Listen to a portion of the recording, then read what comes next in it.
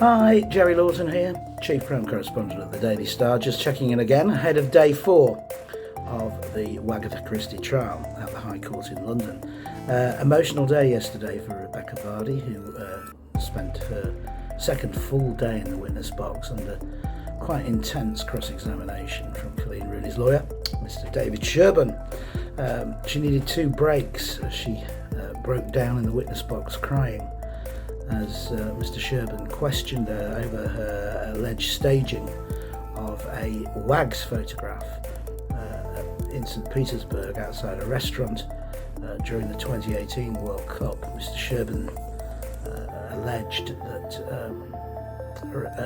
Mrs. Vardy had stunted this picture basically, and it had upset a whole host of people, including the FA, the WAGs, some of the WAGs, and some of the England players. Harry Maguire's fiancée Fern Hawkins was one of those who was said to be particularly embarrassed that she felt she'd been forced to take part in what was effectively a set-up photograph when she just wanted a night out.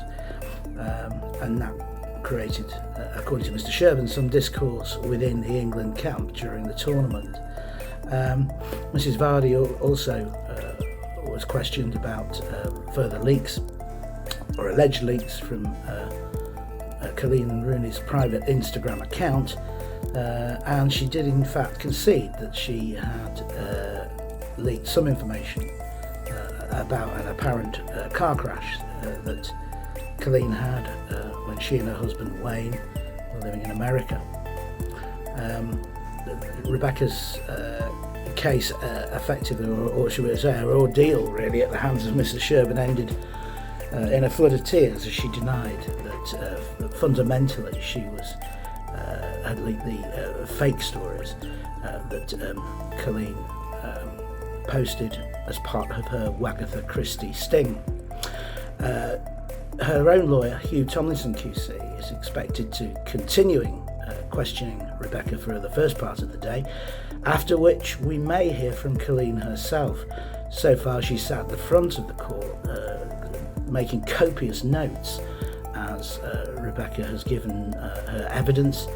At one point yesterday she animatedly prodded husband Wayne, sitting next to her, with a pencil at what she considered a particularly significant moment. So far, she has submitted a witness statement to the court, but we've not heard any live evidence from her. So that is expected to happen later today. I'll check back when we know more.